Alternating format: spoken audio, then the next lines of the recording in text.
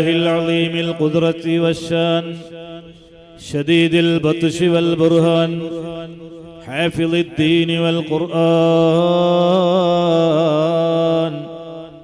ما شاء الله كان وما لم يشأ لم يكن لا حول ولا قوة إلا بالله عليه توكلت وإليه أنيب إن أريد إلا الإصلاح ما استطعت وما توفيقي إلا بالله عليه توكلت وإليه أنيب أما بعد فإن أصدق الحديث كتاب الله وخير الهدي هدي محمد صلى الله عليه وسلم وشر الأمور محدثاتها وكل محدثة بدعة وكل بدعة ضلالة وكل ضلالة في النار. أعوذ بالله من الشيطان الرجيم. بسم الله الرحمن الرحيم. إن في خلق السماوات والأرض واختلاف الليل والنهار لآيات لأولي الألباب الذين يذكرون الله قياما وقعودا وعلى جنوبهم ويتفكرون في خلق السماوات والأرض ربنا ما خلقت هذا باطلا سبحانك فقنا عذاب النار. صدق الله العلي العظيم. أربع خصال من عطيهن فقد عطي خير الدنيا والآخرة: قلب شاكر ولسان ذاكر وبدن على البلاء صابر وزوجة مؤمنة تعين على إيمان. صدق رسول الله الكريم. يا ربي بالمصطفى بلغ مقاصدنا واغفر لنا ما مضى يا واسع الكرم. مولاي صل وسلم دائما أبدا على حبيبك خير الخلق كلهم.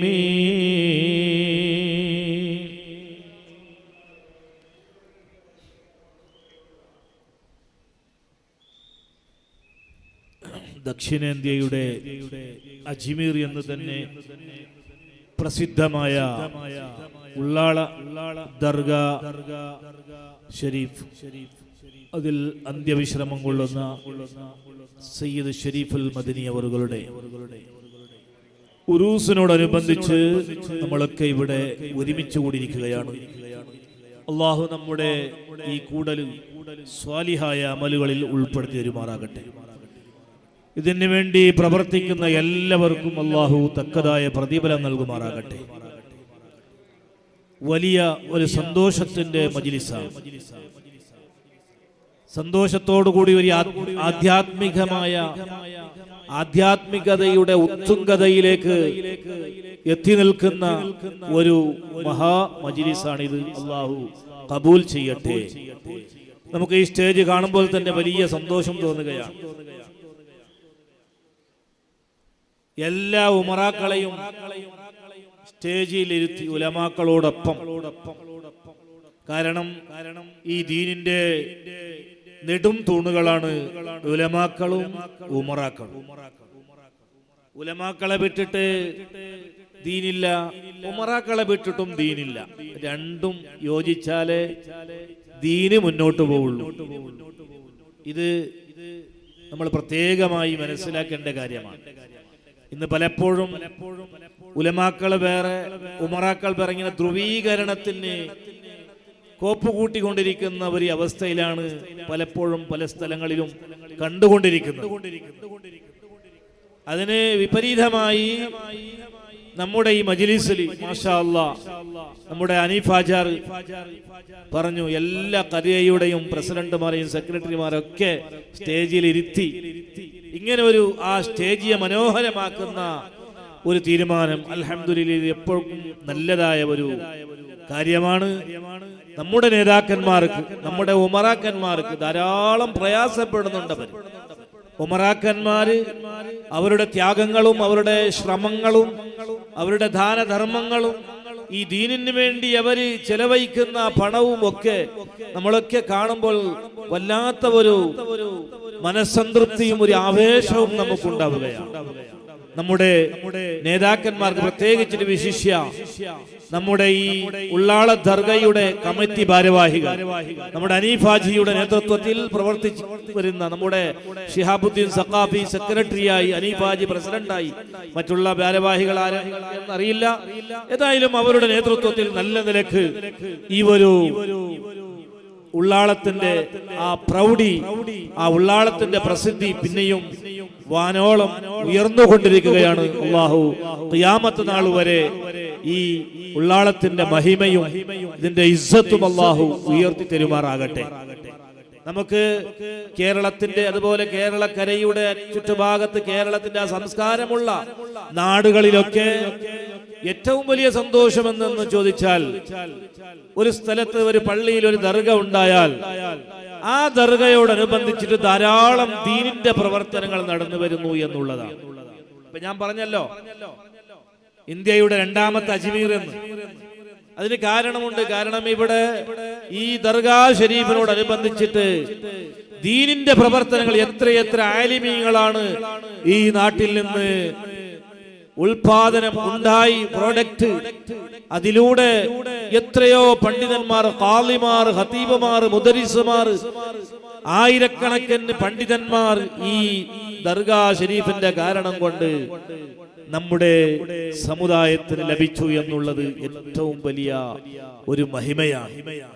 അജ്മീർ എന്ന് പറയുമ്പോൾ രാജസ്ഥാനിലുള്ള അജ്മീർ ഇതിനേക്കാൾ വലിയ ജനാകർഷണീയമായ ഒരു കേന്ദ്രമാണ്. പക്ഷേ അവിടെ ലക്ഷക്കണക്കിന് കോടിക്കണക്കിന് ആളുകൾ അവിടെ സന്ദർശിക്കുന്നുണ്ടെങ്കിലും അവിടുത്തെ ആ നേതൃത്വത്തിന് ഇതുപോലെയുള്ള പദ്ധതികൾ ആവിഷ്കരിക്കാൻ അവർക്ക് സാധിച്ചിട്ടില്ല.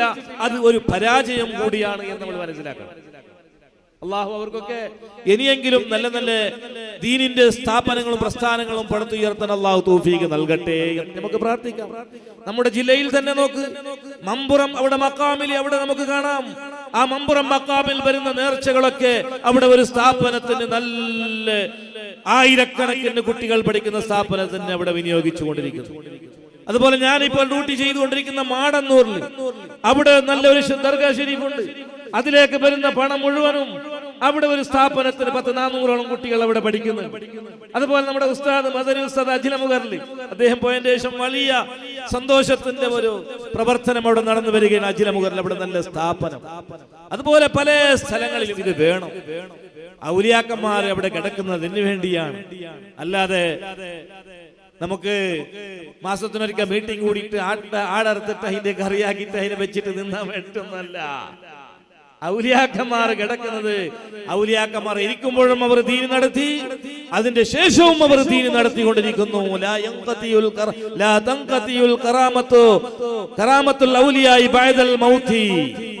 ഔലിയാക്കന്മാരുടെ കറാമത്ത് അവരുടെ മരണത്തിന് ശേഷവും മുറിഞ്ഞു പോകൂല എന്നാണ് ഇസ്ലാമിന്റെ കാഴ്ചപ്പാട്. ഇതന്നെയാണ് സയ്യിദ് മദനി തങ്ങളുടെ കറാമത്ത്. ഇത് തന്നെയാണ് ഇവിടെ നടക്കുന്നത്. മുഴുവനും ദീനിന്റെ ഷിആറുകളാണ്.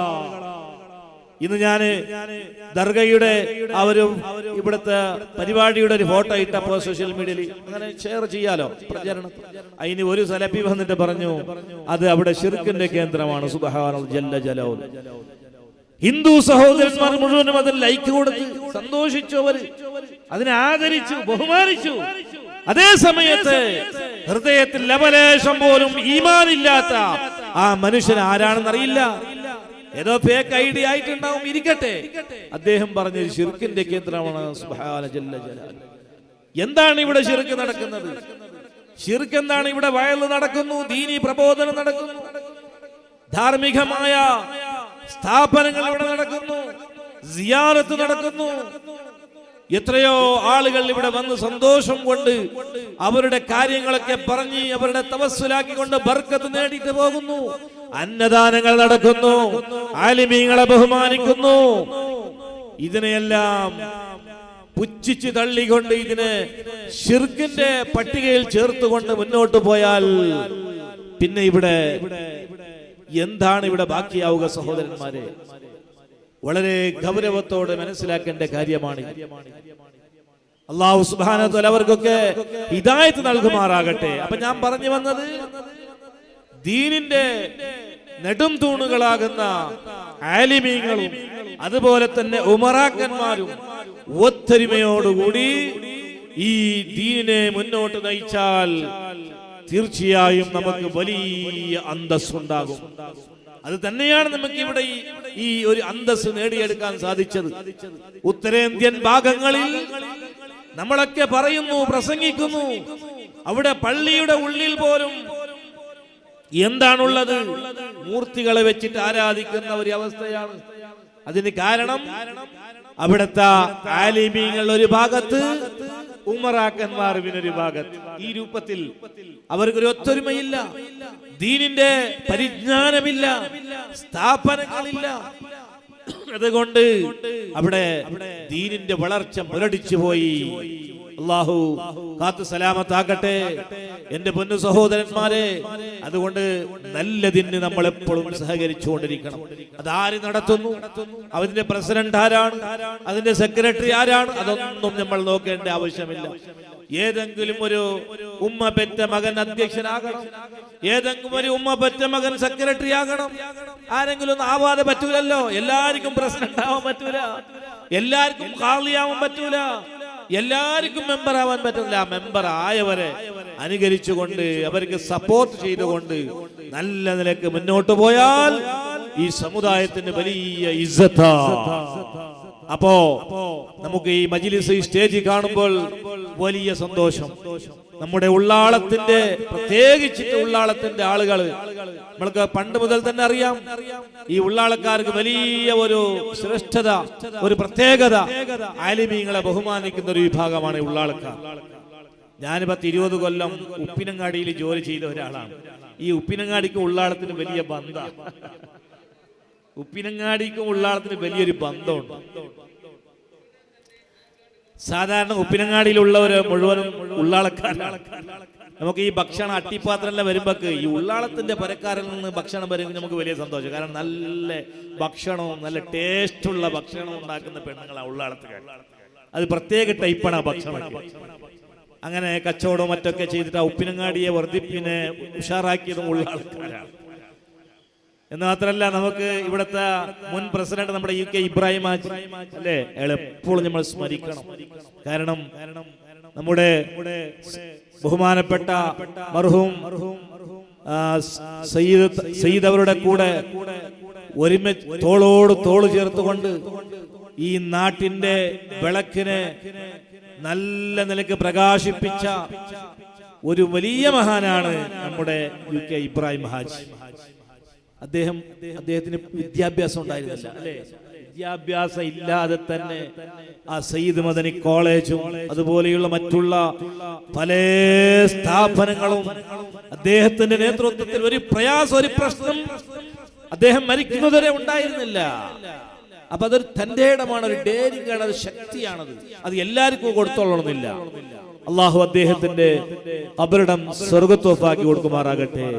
അതുപോലെ ഈ ഒരു നാട്ടിന് വേണ്ടി പ്രവർത്തിച്ച് മരിച്ചവര് പല ആളുകളുമുണ്ട്. നമ്മുടെ UT ഫരീദ് സാഹിബ്, അതുപോലെ BM ഇതിനപ്പ MLA 2 പേരുകളും ഈ നാട്ടിന്റെ ശ്രേയസ്സിന് വേണ്ടിയിട്ട് പ്രവർത്തിച്ചവരാണ്. ഉള്ളാൾക്കാർക്ക് അങ്ങനെ ഒരു പ്രത്യേകതയുണ്ട്. ഇന്നും നമുക്ക് ഉള്ളാളെന്ന് പറയുമ്പോൾ നമ്മുടെ കർണാടക സ്റ്റേറ്റിൽ തന്നെ വലിയ അഭിമാനമല്ലേ, വലിയ അഭിമാനം. ഇന്നും നമ്മുടെ UT ഖാദർ സാബ് അറിയപ്പെടുന്നത് ഉള്ളാളത്തിന്റെ MLA അല്ലേ? അദ്ദേഹം സ്പീക്കറായി. ആർക്കും കിട്ടാത്ത, ഇന്ത്യയിൽ തന്നെ ആർക്കും കിട്ടാത്ത ആ ഒരു ഗ്രേഡ് UT ഖാദർ സാബിന് കിട്ടി. നമ്മൾ അതിന് അഭിമാനിക്കണം, അതിന് സപ്പോർട്ട് ചെയ്യണം. നമ്മുടെ സമുദായത്തിന് അഭിമാനമാണത്.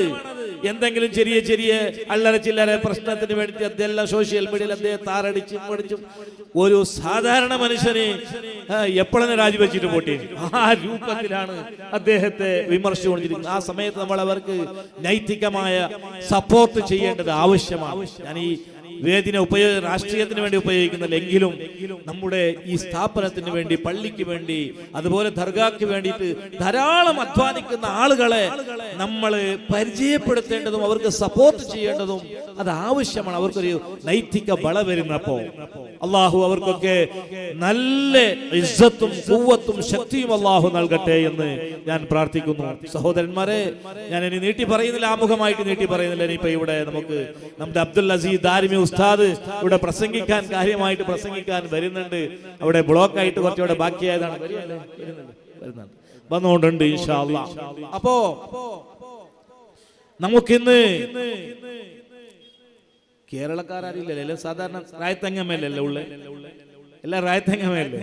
നക്ക് നിക്കൽ ചെന്നെങ്കിൽ ഈ മലയാളത്തിൽ ചൊല്ലുമ്പോത്തുകൂ ഈ ചില വാർഡ്സ് പദങ്ങ മനുഷ്യന്മാർക്ക് അർത്ഥാവില്ല. പ്രത്യേകിച്ച് ഉള്ളാളം ചെന്നെങ്കിൽ ബാരിയുടെ ഒരു കേന്ദ്ര, ബാരിയുടെ ഒരു ഐഡന്റിഫിക്കേഷൻ ഉള്ളണക്കത്തെ ആളുമാർക്ക് ഉള്ളാളത്തിൽ. അത് ഭാഷയെ സ്നേഹിക്കണല്ലേ. ഭാഷ ചൊന്നെങ്കിൽ ഞങ്ങൾ ആരെ ഏത് ഭാഷയെ ഇൻസൾട്ട് ആക്കില്ല. ഭാഷ ഞങ്ങളെ ഭാഷയുടെ ഞങ്ങൾ അഭിമാനം വേണം. അള്ളാഹുടെ ദൃഷ്ടാന്തായിട്ട് ഈ ഭാഷ ചൊല്ലത് ഞങ്ങൾ ഒരു കാലത്ത് എന്തിന് ബാരി ഭാഷ ചൊല്ലുമ്പോ അത് ഞങ്ങൾക്ക് ഒരു ഇൻസൾട്ട്. ഞങ്ങളെ ഭാഷയുള്ള ഒരു അഭിമാനം ഇല്ല. ഇപ്പൊ അൽഹംദുലില്ലാ ബാരി ഭാഷയുടെ പകരം എല്ലാവർക്കും ഞങ്ങൾ അഭിമാനം മൂടിയത്. കാരണം എന്തേ, അള്ളാഹുടെ പരിശുദ്ധ ഖുർആൻ ചൊന്നെങ്കിൽ വമിൻ ആയാതിഹി ഇഖ്തിലാഫു അൽവാനികും വഅൽസിനതികും, നിങ്ങളെ വേറെ വേറെ ഭാഷ, വേറെ വേറെ നിങ്ങളെ കളറ്, തടിയുടെ കളർ, ഇതെല്ലാം റബ്ബുടെ ദൃഷ്ടാന്തത്തിൽ പെട്ടതായിട്ട്. അപ്പൊ അതുകൊണ്ട് ഞങ്ങൾക്ക് അറിയുടെ മാതൃഭാഷയിൽ ഞങ്ങൾക്ക് ചൊല്ലുമ്പാത്തതു എല്ലാം ഞങ്ങൾക്ക് അർത്ഥാവും. മദ്രസത്തിലെ മക്കൾക്ക് സാത്ത ബാരി ഭാഷയില് പിന്നെ പഠിപ്പാട്ടോട്, സാലയുടെ മക്കൾക്ക് അങ്ങളെ മാതൃഭാഷയിൽ പഠിപ്പാട്ടോടോന്ന് ചൊന്നോട്ടു.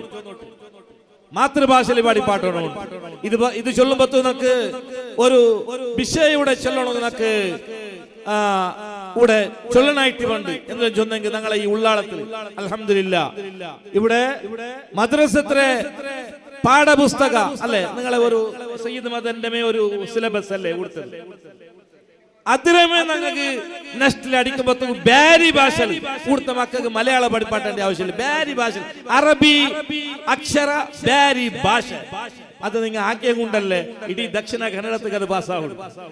ഉള്ളാളത്തിലെ കേന്ദ്രമാക്കിയിട്ട് ഞങ്ങൾക്ക് അഭിമാന. ഉള്ളാളം ചൊന്നെങ്കിൽ ഞങ്ങൾക്ക് അഭിമാന. ഞങ്ങളുടെ ജില്ലയുടെ കേന്ദ്രസ്ഥാനം ഉള്ളാള. നിങ്ങൾക്ക് സ്വാഭിമാനമുണ്ട്, ഉള്ളാളത്തെ ഒരു സ്വാഭിമാനമുണ്ട്.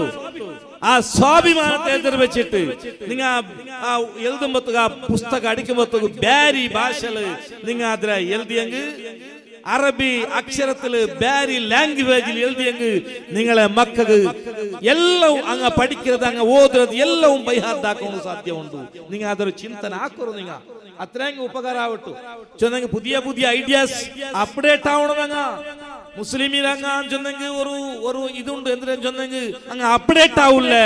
അങ്ങ് 1400 വർഷത്തേക്ക് മുന്നോളി എങ്ങനെ ഉള്ളാറ് അതേപോലെ ഉള്ളാറ് അങ്ങ് അപ്ഡേറ്റ് ആവൂല്ലേ എന്ന് ചൊന്നിട്ടു ഒരു ടീക്ക ഉണ്ട് ഞങ്ങളെ വകെ അല്ലേ. മുത്താലി മക്കളെ കേൾക്കുമ്പോൾ ചൊന്നെങ്കിൽ ഇതെല്ലാം സോഷ്യൽ മീഡിയയിൽ ഞങ്ങൾ പഠിച്ചോണ്ടുള്ള വിഷയം. ഇത് വേറെ ഒരു ജഗത്തുണ്ട് സോഷ്യൽ മീഡിയയിൽ. അപ്പോ എന്തിനാ ചൊന്നെങ്കിൽ അപ്ഡേറ്റ് ആവണം, സന്ദർഭത്തിന് അനുസരിച്ചിട്ട് ഞങ്ങൾ എന്തിനാവണം, ബദലാവണാവണോ. 10 വർഷത്തേക്ക് മുന്നോളത്തെ ഇത് വ്യവസ്ഥ ഉണ്ട് ഞങ്ങൾ പിടിക്കില്ല. എല്ലാം ചേഞ്ച് ആയിക്കോണ്ടുണ്ട്, എല്ലാം ചേഞ്ച് ആവണു.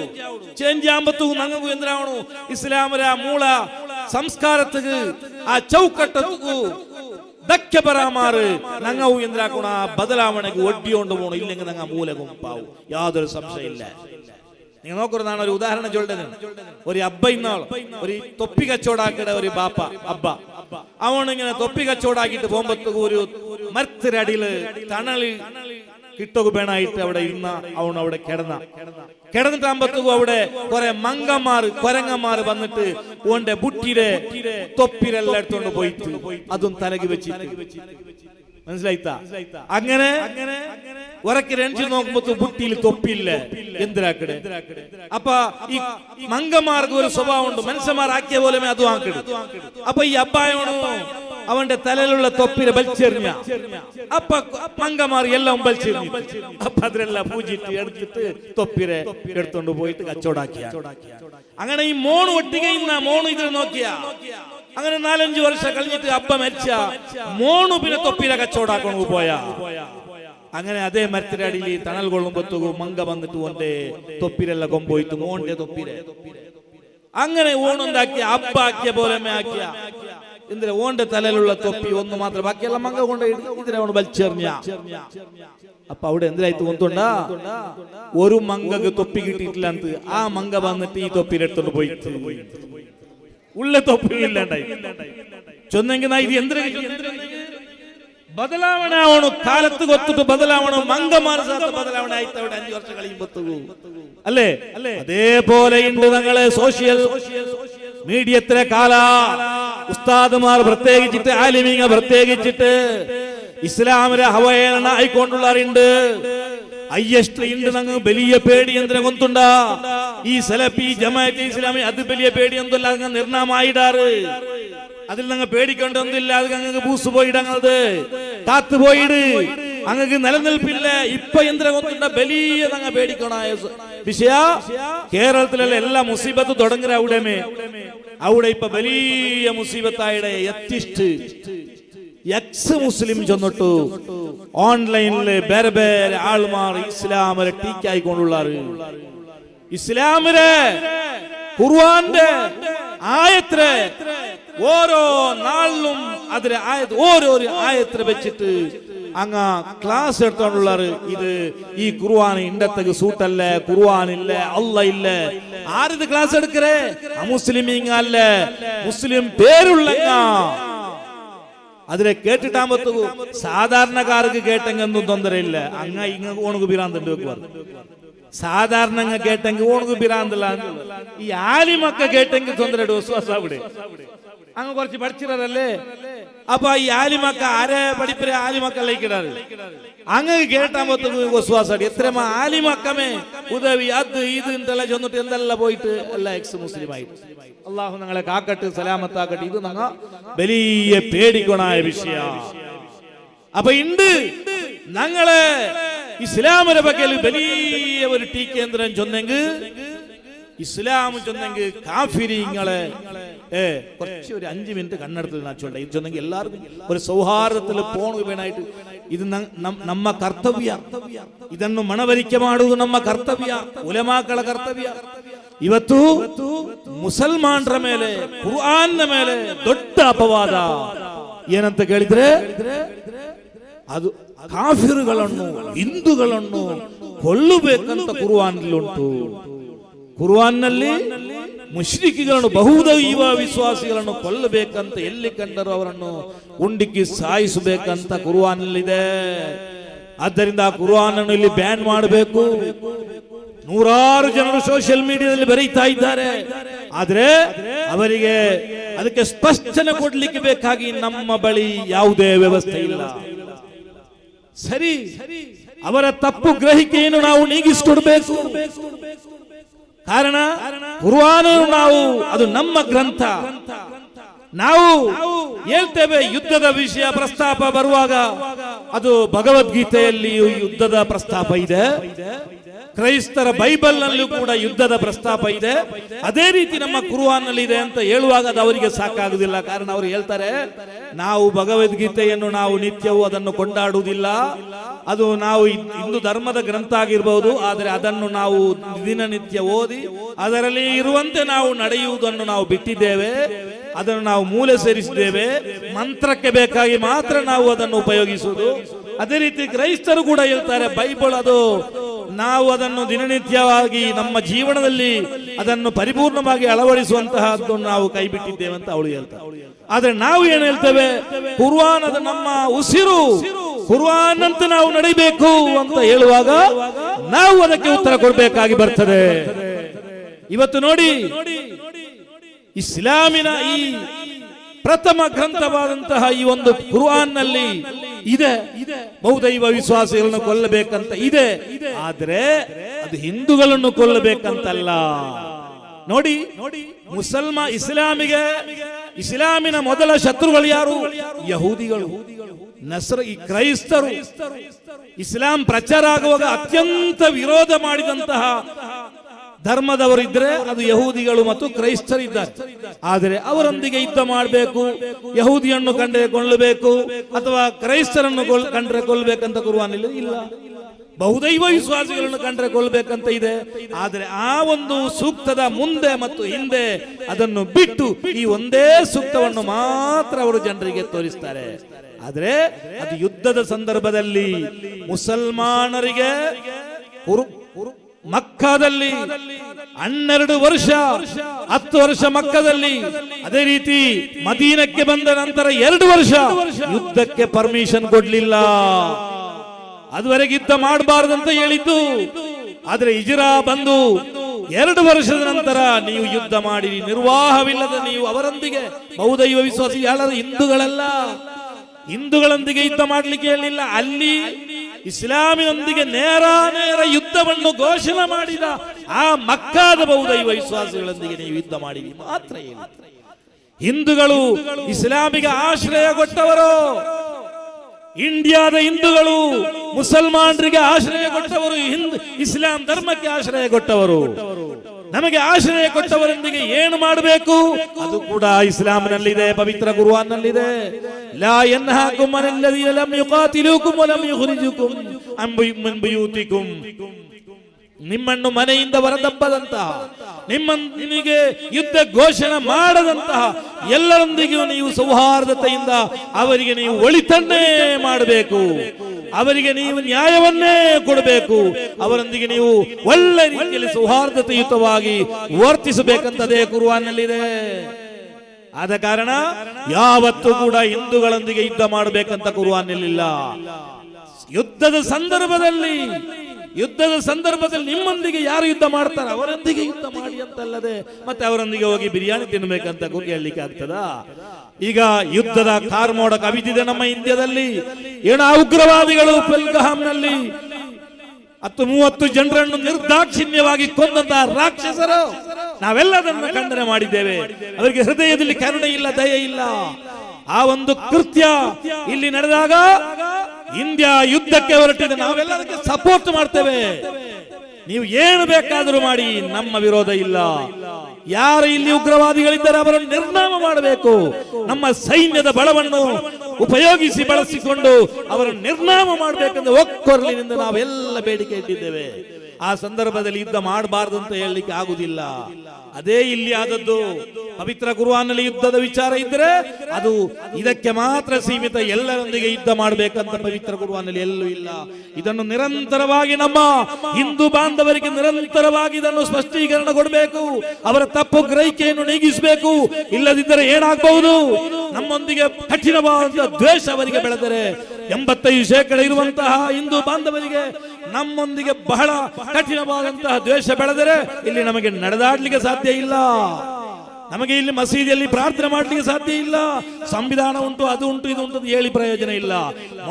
ಮೊದಲು ಆಗಬೇಕಂತ ಕಾರ್ಯ ಅವರ ತಪ್ಪು ಗ್ರಹಿಕೆಯನ್ನು ಎಲ್ಲ ಉಲಮಾಗಳು, ಉಮರಾಗಳು, ಭಾಷಣಗಾರರು, ಬರಹಗಾರರು ಪವಿತ್ರ ಕುರ್ಆನ್ನ ಏನು ಆ ನಿಯಮ ಇದೆಯೋ ಅದನ್ನು ಅವರಿಗೆ ಮನವರಿಕೆ ಮಾಡಿಕೊಡ್ಬೇಕಂತ ಅಗತ್ಯತೆ ಇವತ್ತಿನ ಕಾಲದಲ್ಲಿ ಇದೆ ಅಂತ ಹೇಳಲಿಕ್ಕೆ ಈ ಸಂದರ್ಭದಲ್ಲಿ ಇಚ್ಛೆ ಪಡ್ತಾರೆ ಬಂಧುಗಳೇ.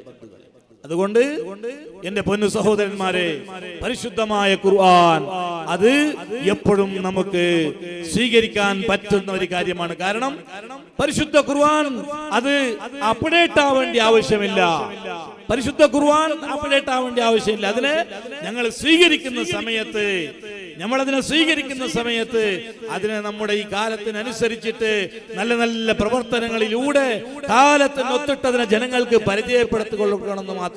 അല്ലാതെ ഖുർആനെ ചേഞ്ച് ആക്കണമെന്ന് നമുക്ക് ഒരിക്കലും പറയാൻ സാധ്യമല്ല. കാരണം എന്തേ, ഖുർആനിലുള്ളത് മൊബൈലിന്റെ കാര്യം ഖുർആനിലില്ല, ടിവിന്റെ കാര്യം ഖുർആനിലില്ല, അതുപോലെ കറണ്ടിന്റെ വിഷയം അതിലില്ല, അല്ലേ? അതൊന്നും അതിലില്ല. അതിലുണ്ടെങ്കിൽ അപ്ഡേറ്റ് ആവായിരുന്നു ഖുർആനിൽ. ഇപ്പൊ ഈ മൊബൈലിന്റെ കാര്യം എങ്ങനെ റിപ്പയർ ആക്കുന്നത്, അതുപോലെ മറ്റുള്ള ഈ കറണ്ടിനെ റിപ്പയറിയാക്കുന്നതിന് എഞ്ചിനീയറിംഗ്, പ്ലാനിങ് അതെല്ലാം അപ്ഡേറ്റ് ആയിക്കൊണ്ടുണ്ട്. പക്ഷേ ഇസ്ലാമിന്റെ ഖുർആനിലുള്ളത് എന്ത്? അതിൽ ആരാധനാ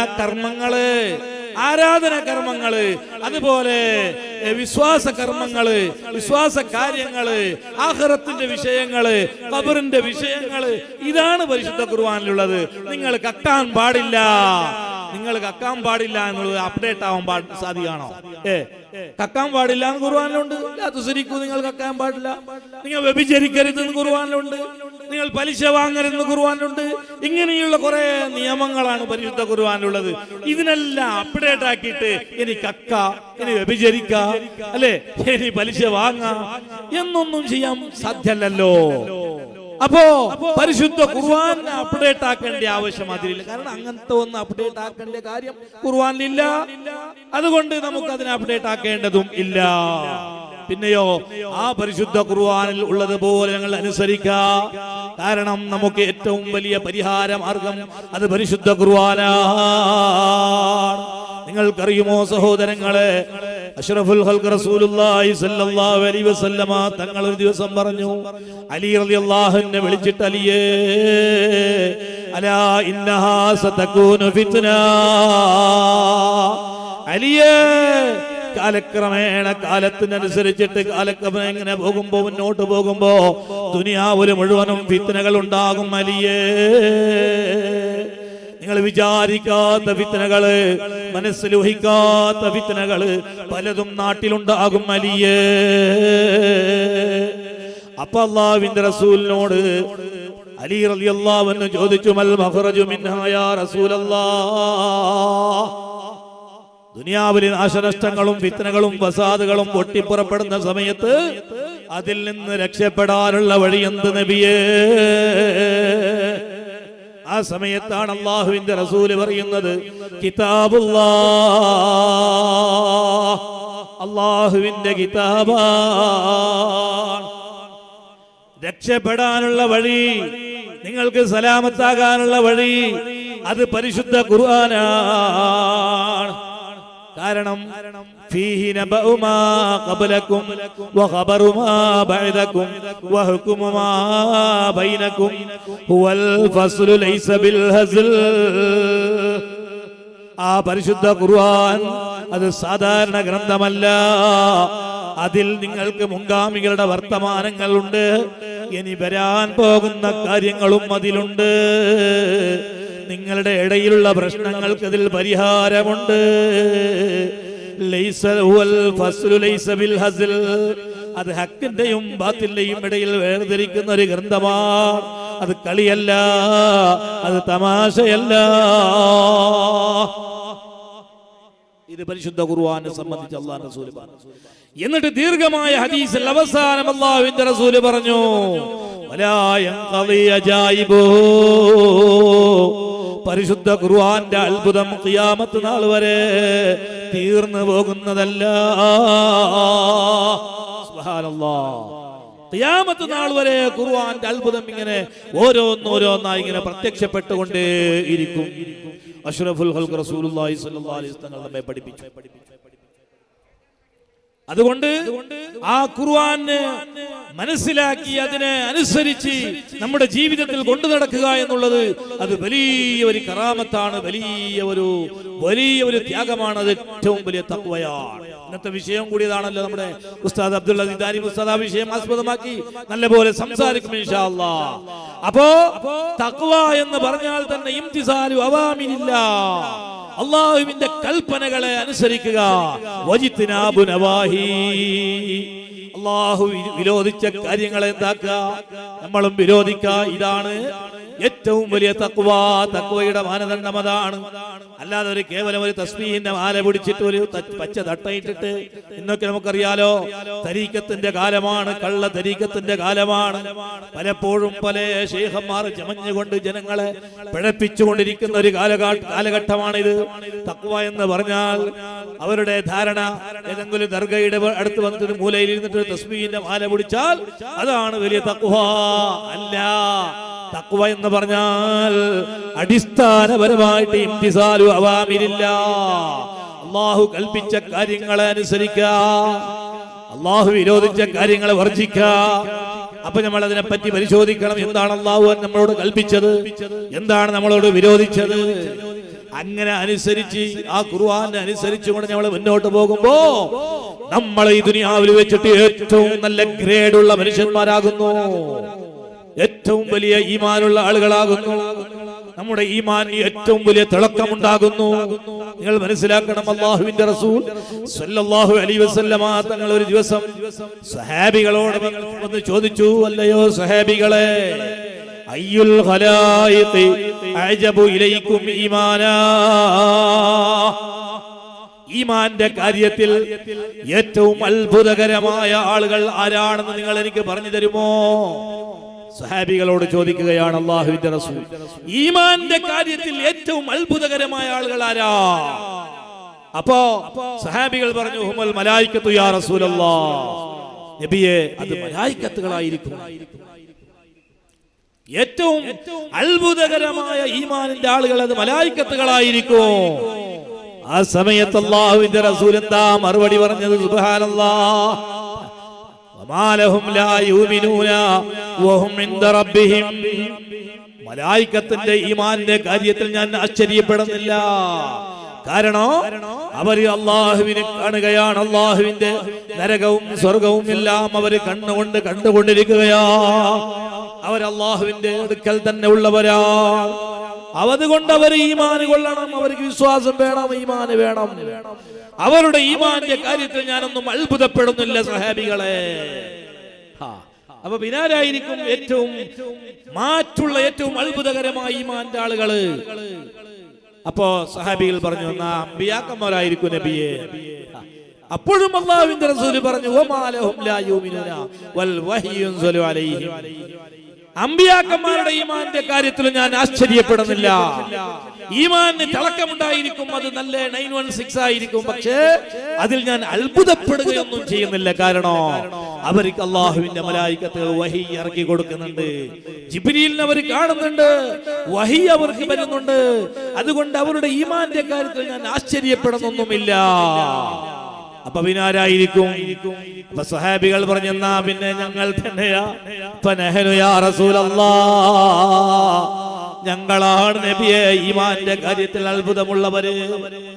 അപ്പോഴും അല്ലാഹുവിന്റെ റസൂൽ പറഞ്ഞു, വമാലക്കും ലാ തുമിനൂന വഅന ബൈന യദൈക്കും. സഹാബികളെ, നിങ്ങളുടെ ഈമാന്റെ കാര്യത്തിൽ ഞാൻ ആശ്ചര്യപ്പെടുന്നില്ല. കാരണം നിങ്ങൾ എന്റെ മുമ്പിൽ തന്നെ ഉണ്ട്. മുഅ്ജിസത്തുകൾ ഞാൻ കാണിച്ചു തരുന്നു, പരിശുദ്ധ ഖുർആൻ ഞാൻ നിങ്ങൾക്ക് ഓതി തരുന്നു. ഞാൻ സ്കൂളിലേക്ക് പോയിട്ടില്ല, ഞാൻ അക്ഷരാഭ്യാസം പഠിച്ചിട്ടില്ല, ഞാൻ ഉമ്മിയാണ്. ഉമാ കുന്ത തത്ലൂ മിൻ ഖബ്ലിഹി മിൻ കിതാബിൻ വലാ തഖുതുഹു ബിയമീനിക ഇദല്ലർതാബൽ മുബ്തിലൂൻ. നബിയേ, നിങ്ങൾക്ക് ഈ പരിശുദ്ധ ഖുർആൻ ഇറങ്ങി തരുന്നതിന് മുമ്പ് നിങ്ങളുടെ റൈറ്റ് ഹാൻഡ് കൊണ്ട് ഒരു അക്ഷരം നിങ്ങൾ എഴുതിയവരല്ല, നിങ്ങളൊരു ഗ്രന്ഥം പാരായണം ചെയ്തവരല്ല നബിയേ. എന്നാൽ നിങ്ങൾ അക്ഷരാഭ്യാസം പഠിച്ചവരായിരുന്നുവെങ്കിൽ, നിങ്ങൾ ഇതിന് മുമ്പ് ഗ്രന്ഥം ഓതി സർവീസ് ഉള്ളവരായിരുന്നുവെങ്കിൽ ആ കുഫാറുകൾക്ക് സംശയിക്കാമായിരുന്നു നബിയേ, നിങ്ങള് അക്ഷരാഭ്യാസമില്ലാത്ത ഉമ്മിയല്ല നബിയേ. അതുകൊണ്ട് അവർക്ക് ഇപ്പോൾ സംശയിക്കാൻ ഒരു പഴുതുമില്ല, ഒരു അവകാശവുമില്ല. അങ്ങനെയുള്ള ആ പ്രവാചകര് സാഹിത്യ സമ്പുഷ്ടമായ അത്ഭുതം നിറഞ്ഞതായ പരിശുദ്ധ ഖുർആൻ ഓതി തരുമ്പോ മുഅ്മിനീങ്ങളെ, സ്വഹാബികളെ, നിങ്ങൾ വിശ്വാസം കൊണ്ടില്ലെങ്കിലാണ് ഞാൻ അത്ഭുതപ്പെടുന്നത്. ഞാൻ സൂര്യനെ ചന്ദ്രനെ പിളപ്പാക്കി ഞാൻ കാണിച്ചു തന്നു, നിങ്ങൾ കണ്ടില്ലേ? കല്ലുകളും മരങ്ങളും എനിക്ക് എന്നോട് സംസാരിക്കുന്നു. എന്തൊക്കെ അത്ഭുതങ്ങളാണ് നിങ്ങൾ കണ്ടുകൊണ്ടിരിക്കുന്നത് എന്റെ മുഖാന്തരം. അപ്പോൾ നിങ്ങൾ ഈമാൻ കൊണ്ടില്ലെങ്കിലാണ് എനിക്ക് അത്ഭുതം പെടാനുള്ളത്. അപ്പൊ അങ്ങനെയാണെങ്കിൽ പിന്നെ ആരാണ് ഏറ്റവും അത്ഭുതകരമായ ഈമാന്റെ ആൾ? ആരാണ് പിന്നെ? അപ്പൊ അവർ പറഞ്ഞു, ഞങ്ങൾക്കറിയില്ല സഹാൻ നബിയെ. അപ്പോഴാണ് അല്ലാഹുവിന്റെ റസൂൽ പറഞ്ഞത്, ഒരു കാലം വരും, ആ കാലഘട്ടത്തിൽ അവർക്ക് വലിയ വലിയ കറാമത്തുകളൊക്കെ കാണിച്ചു കൊടുക്കാൻ ആളുകളൊക്കെ കുറവായിരിക്കും, ഉണ്ടായിരിക്കില്ല. പക്ഷേ അവരുടെ ഏറ്റവും വലിയ ഒരു ആശ്രയം അത് പരിശുദ്ധ ഖുർആൻ മാത്രമാണ്. വഹും യത്ലൂന കിതാബല്ലാഹ് വയഅമലൂന ബിമാ ഫീഹി. അവർക്ക് ആ പരിശുദ്ധമായ ഒരു ഗ്രന്ഥമാണ് അവർക്ക് ആശ്രയം. അവരതിനെ ഓതുന്നു, ഖുർആൻ ഓതുന്നു, അതിലവർ വിശ്വസിക്കുന്നു, അതിലുള്ളതുപോലെ അവർ അമൽ ചെയ്യുന്നു. അവരുടെ ഈമാന്റെ കാര്യത്തിലാണ് എനിക്ക് അത്ഭുതമുള്ളത് സഹാബികളെ. അല്ലാഹു ആ കൂട്ടത്തിൽ നമ്മെ ഉൾപ്പെടുത്തി തരുമാറാകട്ടെ. അതുകൊണ്ട് പരിശുദ്ധ ഖുർആൻ അത് അത്ഭുതമാണ്. അതിൽ ധാരാളം അത്ഭുതമുണ്ട്. അല്ലാഹുവിന്റെ റസൂൽ പറഞ്ഞു വലാ യൻഖദി അജായിബുഹു. അതിന്റെ അത്ഭുതം ഖിയാമത്ത് നാൾ വരെ തീരുന്നതല്ല. ഞാനൊരു ഉദാഹരണം പറയാൻ, ചെറിയ ഉദാഹരണം നിങ്ങൾ കേട്ടിട്ടുണ്ടാവും. പക്ഷേ സഹോദരന്മാർ, അല്ലാഹുവിന്റെ പരിശുദ്ധ ഖുർആന്റെ ഏറ്റവും വലിയ അത്ഭുതത്തിൽപ്പെട്ട ഒരു അത്ഭുതം ഞാൻ നിങ്ങൾക്ക് ഒന്ന് പറഞ്ഞുതരാം. ചെറിയൊരു ഡോസ് മാത്രമാണ്. ഞങ്ങളുടെ ഈമാൻ വർദ്ധിപ്പിക്കാൻ വേണ്ടി, ഞങ്ങളുടെ തഖ്വ കൂടാൻ വേണ്ടിയിട്ട് ഞാൻ നിങ്ങളോട് ഒരു കാര്യം പറയാം. അതായത് ഒരു 10-15 വർഷം, ഒരു 10-12-13 വർഷത്തിന് മുമ്പ് ഇവിടെ വലിയൊരു അദാബ് അല്ലാഹു ഇറക്കി തന്ന് ലോകത്തിന്റെ ജനങ്ങൾക്ക് മനസ്സിലാക്കാൻ വേണ്ടി. എന്താണത് അദാബ്? ആ അദാബ് ആദ്യമായിട്ടാണ് നമ്മൾ കാണുന്നതും കേൾക്കുന്നതും. അതിന്റെ പേര് പോലും നമ്മൾ പഠിച്ചത് അപ്പോഴാണ്. ആ അദാബ് ഇറങ്ങിയപ്പോഴാണ്. എന്താണത് അദാബ്? സുനാമി എന്ന് പറയുന്ന ഒരു അദാബ് അല്ലേ? അതിന് മുമ്പ്, ആ സുനാമി ഉണ്ടാകുന്നതിന് മുമ്പ് നിങ്ങൾ ആ പേര് കേട്ടിട്ടില്ല. ആ സുനാമി ഉണ്ടായപ്പോൾ ഇങ്ങനത്തെ ഒരു അദാബ് അല്ലാഹു ഇറക്കി നമുക്ക് മനസ്സിലായത്.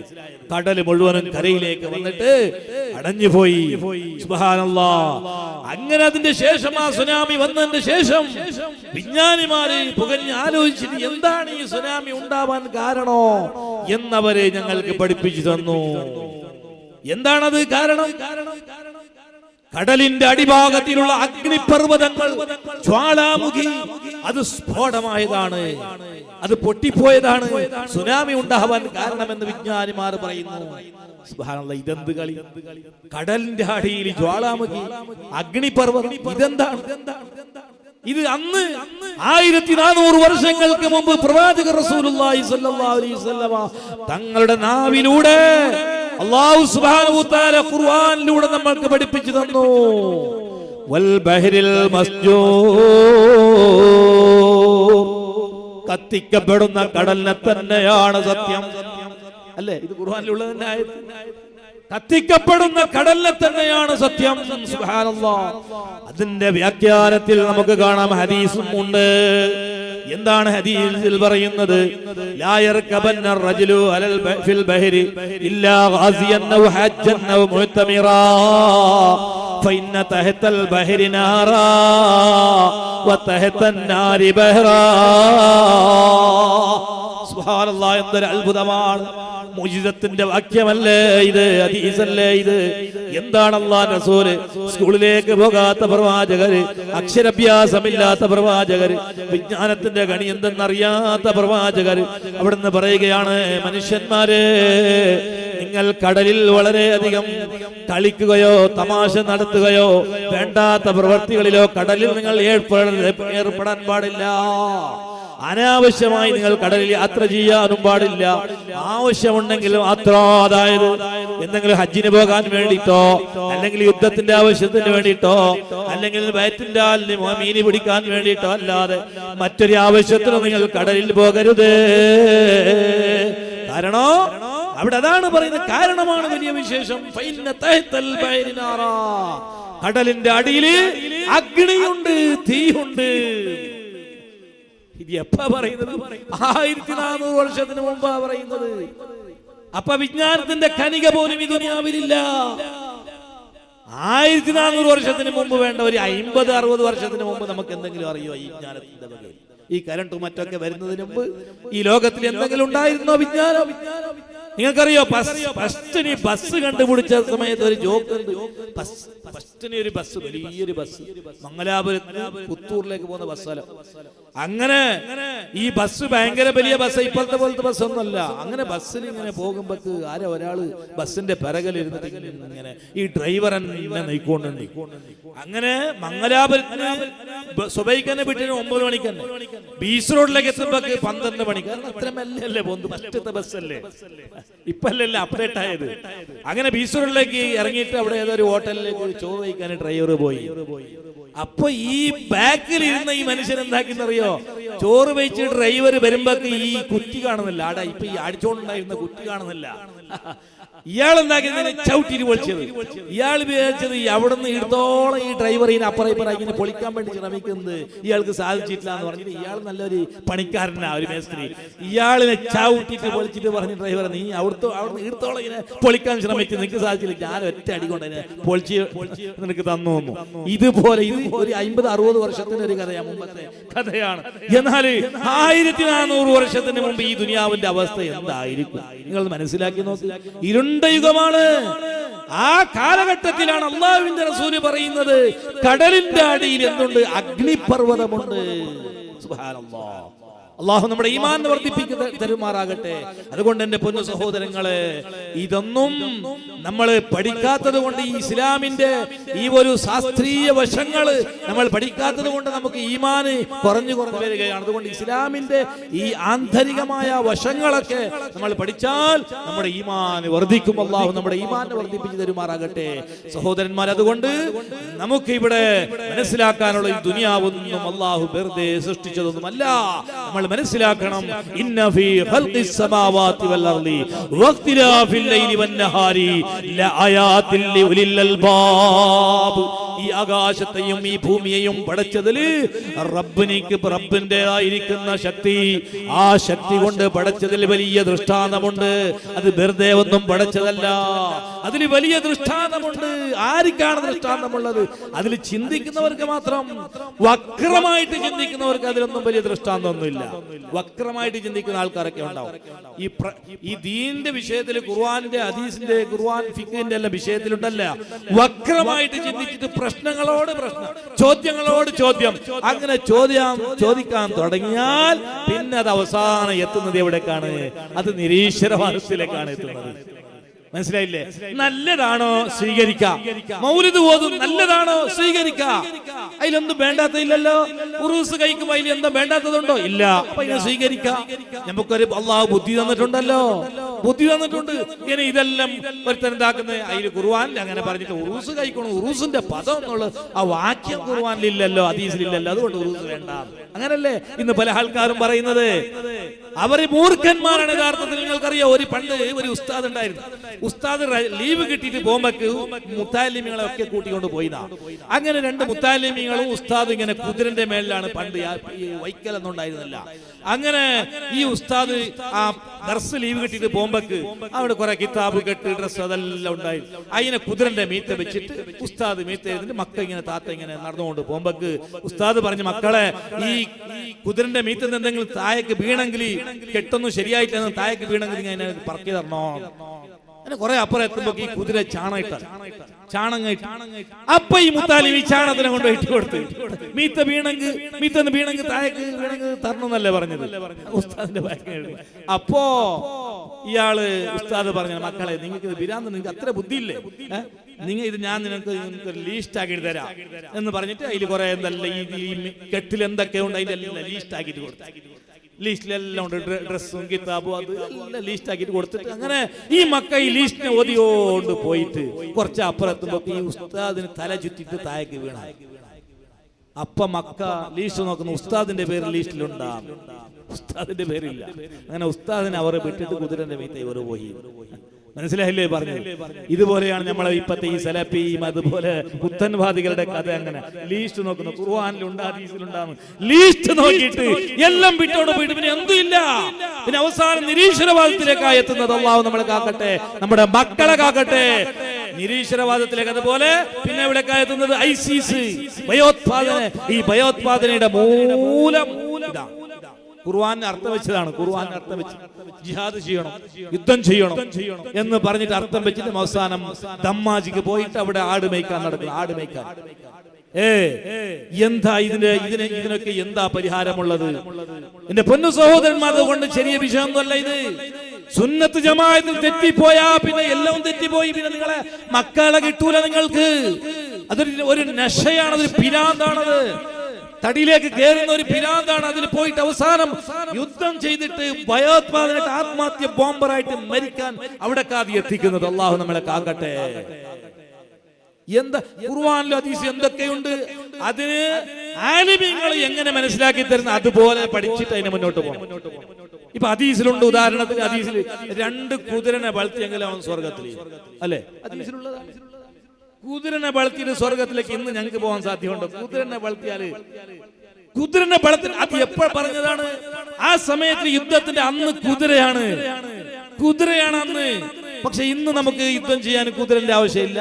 പിന്നെ സിവിലിയന്മാർക്ക് യുദ്ധത്തിന്റെ ആവശ്യമില്ല. അത് യുദ്ധം എന്തുണ്ടെങ്കിൽ ഇപ്പൊ ഈ രാഷ്ട്രത്തിന്റെ ഈ ഗടി ഗുരുത്തെല്ലാം വന്നതിന്റെ ശേഷം, ഈ പാസ്പോർട്ടും ഈ വിസയും ഇതെല്ലാം വന്നതിന് ശേഷം ഈ യുദ്ധം എന്നുള്ളത് സിവിലിയന്മാർക്കില്ല, അത് സൈനികന്മാർക്കുള്ളതാണ്. രാഷ്ട്രങ്ങൾ തമ്മിലാണ് യുദ്ധം നടന്നുകൊണ്ടിരിക്കുന്നത്. സിവിലിയന്മാർ യുദ്ധം ചെയ്യേണ്ട ആവശ്യമെന്നില്ല. ഇന്നത്തെ യുദ്ധത്തിന്റെ നമ്മുടെ കുതിരകൾ ഏതാണെന്ന് അറിയോ? സയ്യിദ് മദനി പഠിക്കുന്ന മുത്തഅല്ലിമീങ്ങളാണ് നമ്മുടെ കുതിര. അവർക്ക് നിങ്ങൾ ഭക്ഷണം കൊടുക്കണം, അവർക്ക് നിങ്ങൾ ചെലവിന് കൊടുക്കണം. നിങ്ങൾ ഇവിടെ നിക്ഷേപിച്ച് സയ്യിദ് മദനി ദർഗയിലേക്ക് നിങ്ങൾ നിക്ഷേപിക്കുന്ന പണം അതാ പാവങ്ങളായ മുത്തഅല്ലിമീങ്ങൾക്കാണ്, അവിടെ പഠിപ്പിക്കുന്ന ഉസ്താദുമാർക്കാണ്. ഇത് നമ്മൾ മനസ്സിലാക്കണം. അല്ലാതെ കുതിര വളർത്തിയിട്ട് നമ്മൾ ഉപ്പിനങ്ങാടിൽ ഒരു മനുഷ്യൻ കുതിര വളർത്തിയിട്ട് അത് പിന്നെ KSRTC ബസ്സിലേക്ക് മുട്ടിയിട്ട് അത് ചത്തുപോയി. കുറെ നല്ലോണം ചെലവാക്കി പൈസ ചത്തുപോയി. ഇപ്പൊ കുതിര വളർത്തിയാണെന്ന് ഇപ്പൊ നടക്കൂല. ഹദീസിലുണ്ട് കുതിര വളർത്തുന്നത്, അത് അന്ന് പറഞ്ഞതാണ്. അപ്പൊ അതിന്റെ അർത്ഥം എന്താണ്? നിങ്ങളുടെ വ്യവസ്ഥകളൊക്കെ ചെയ്യണം. ദീനിന് വേണ്ടിയിട്ട്, മുസ്ലിമീങ്ങൾക്ക് വേണ്ടി എന്തൊക്കെ ആവശ്യമുണ്ട് അതൊക്കെ നിങ്ങൾ ചെയ്യണം. മറ്റുള്ളവരെ സ്കൂളിലേക്ക് അയക്കാൻ പാടില്ല. ഞങ്ങളുടെ അടുത്ത് ഒരു സ്കൂളും ഇല്ല. മറ്റുള്ളവരെ സ്കൂളിലേക്ക് അയക്കാൻ പാടില്ല, മറ്റുള്ളവരെ ആശുപത്രിയിലേക്ക് പോകാൻ പാടില്ല, മറ്റേ ഡോക്ടറെ കാണാൻ പാടില്ല. നമ്മളൊക്കെ പറഞ്ഞു ഞങ്ങളുടെ അടുക്കൽ എന്തും ഇല്ല. എന്നിട്ട് നമ്മൾ ഇങ്ങനെ സോഷ്യൽ മീഡിയയിൽ എഴുതി വിടാം. ഇതൊന്നും ശരിയായ രൂപമല്ല. അള്ളാഹു നമ്മളെ കാത്തു സലാമത്താക്കട്ടെ. എന്റെ പൊന്നു സഹോദരന്മാരെ, അപ്പൊ ഞാൻ പറഞ്ഞു വന്നത് പരിശുദ്ധ ഖുർആന്റെ അത്ഭുതമാണ്. പരിശുദ്ധ ഖുർആന്റെ അത്ഭുതം.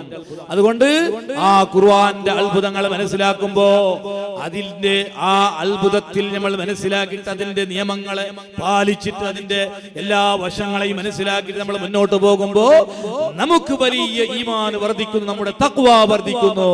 നമ്മൾ അതിന്റെ കാരണം കൊണ്ട് സ്വർഗത്തിന്റെ കവാടം നമുക്ക് തുറന്നു തരുന്നു. അല്ലാഹു സുബ്ഹാനഹു വ തആല നമുക്ക് അനുഗ്രഹിച്ചു തരുമാറാകട്ടെ. അല്ലാതെ നമ്മള് ഇന്നൊക്കെ എന്താണെന്നറിയോ? ഇന്ന് പലപ്പോഴും അള്ളാഹുവിനെ ചോദ്യം ചെയ്യുന്ന അവസ്ഥയിലേക്കാണ് ജനങ്ങൾ എത്തിക്കൊണ്ടിരിക്കുന്നത്. അള്ളാഹു എവിടെയാണ്? അള്ളാഹു എവിടെയായിരിക്കുന്നത്? അള്ളാഹുവിന്റെ ആസ്ഥാനം എവിടെയാണ്? അള്ളാഹിന്റെ സിംഹാസനം എവിടെയാണ്? ഇങ്ങനെ അള്ളാഹിനെ പറ്റി പ്രശ്നമാക്കുന്ന ഒരു അവസ്ഥയിലേക്ക് നമ്മുടെ സമുദായം എത്തിക്കൊണ്ടിരിക്കുന്നു. നമ്മുടെ അബ്ദുൽ അസീസ് ദാരിമി ഉസ്താദ് വന്നു, നമ്മുടെ ഇന്നത്തെ മുഖ്യ പ്രാസംഗികൻ. മാഷാ അല്ലാഹ്, അള്ളാഹു മഹാനവറുകൾക്ക് ദീർഘായുസ്സ് ആഫിയത്ത് അള്ളാഹു നൽകട്ടെ, ആരോഗ്യം നൽകട്ടെ. ഇൻഷാ അല്ലാഹ്.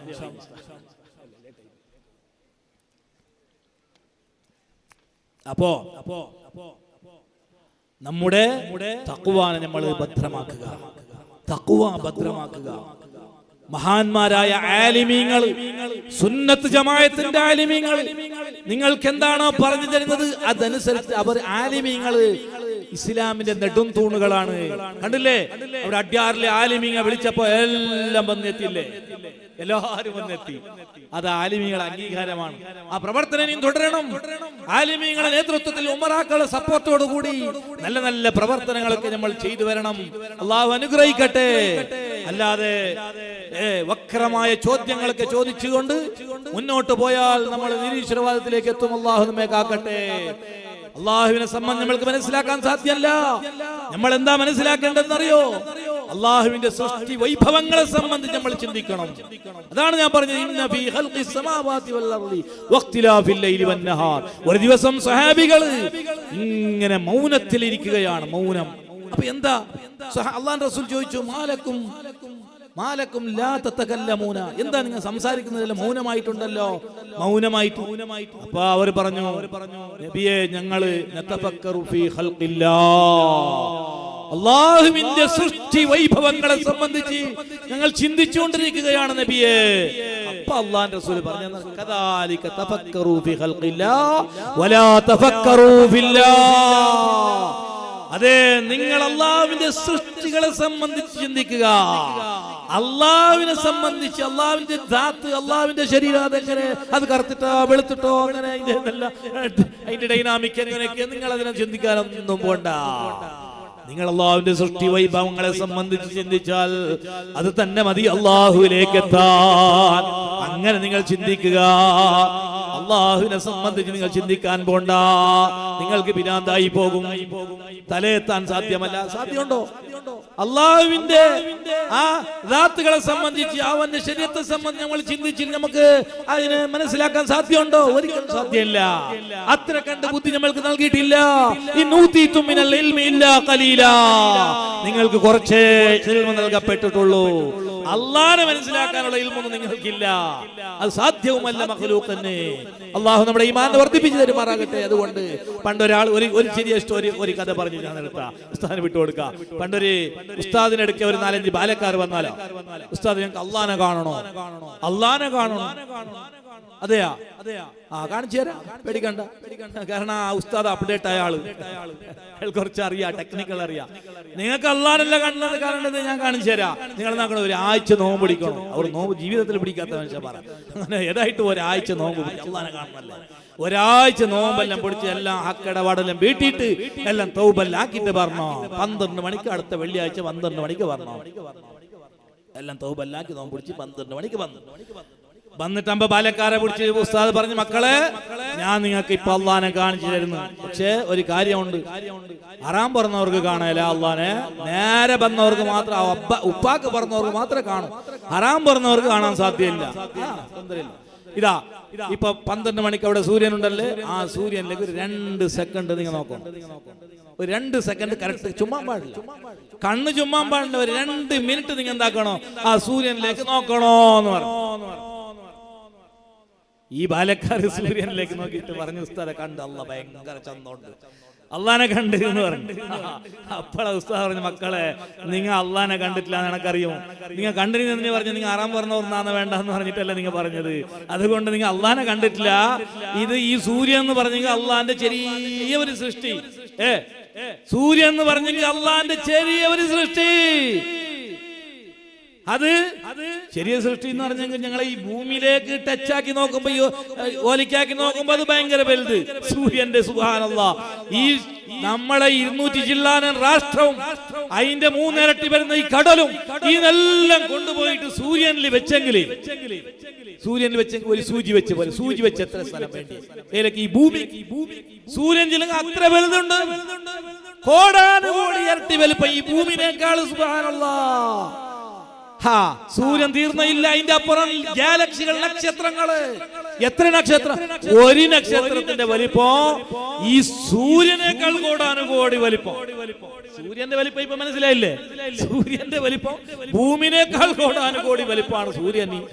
ആ സൂര്യനേക്കാൾ കോടാനുകോടി ഇരട്ടി വലിപ്പമാണ് ഒരു നക്ഷത്രത്തിന്.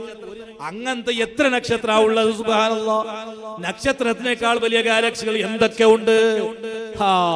ഇതിന്റെ എല്ലാം പടച്ച തമ്പുരാനാണ് അല്ലാഹ്. ആ അള്ളാഹനെ നിങ്ങളെ ഈ ചെറിയ പൊട്ട് 2 കണ്ണുകൊണ്ട് കാണാൻ സാധ്യമാണോ മക്കളെ? ഒരിക്കലും സാധ്യമല്ല. അതുകൊണ്ട് തൗബ ചെയ്തിട്ട് രണ്ടാമത് നിങ്ങൾ തൗബ ചെയ്യണം. അള്ളാഹനെ കാണുന്ന ഭർത്താവിലേക്ക് ഒന്നും കൂടി തൗബ ചെയ്തിട്ട് കൈനത്ര നിസ്കരിച്ചോളി, നോമ്പ് പിടിച്ചോളി, നല്ല നല്ല കാര്യങ്ങളൊക്കെ ആയിക്കോളി എന്ന് പറഞ്ഞിട്ട് ഉസ്താദ് മക്കൾക്ക് ഉപദേശിച്ചു. പൊന്നു സഹോദരന്മാർ, അതുകൊണ്ട് ഇൻഷാ അല്ലാഹ് നമുക്ക് ഈ നല്ല ഒരു മജ്ലിസിൽ ധാരാളം പണ്ഡിതന്മാർ ഫസ്റ്റ് മുതൽ തന്നെ ഇതുവരേക്കും ധാരാളം പണ്ഡിതന്മാർ ഇതിൽ പ്രസംഗിച്ചിട്ടുണ്ട്. ഒരു പക്ഷേ നിങ്ങൾ അത് കേട്ടിട്ടവരായിരിക്കാം, അല്ല നിങ്ങൾ പുതിയവരായിരിക്കാം. ഏതായാലും നിങ്ങൾ ധാരാളം പ്രസംഗങ്ങളും വയലുകളൊക്കെ കേൾക്കുന്നവരാണ്. അത് കേട്ടുകൊണ്ടേയിരിക്കണം, പ്രസംഗം നടന്നുകൊണ്ടേയിരിക്കണം. പ്രസംഗമാണ് നമ്മളെ ഇങ്ങനെ പിടിച്ചു നിർത്തുന്നത്.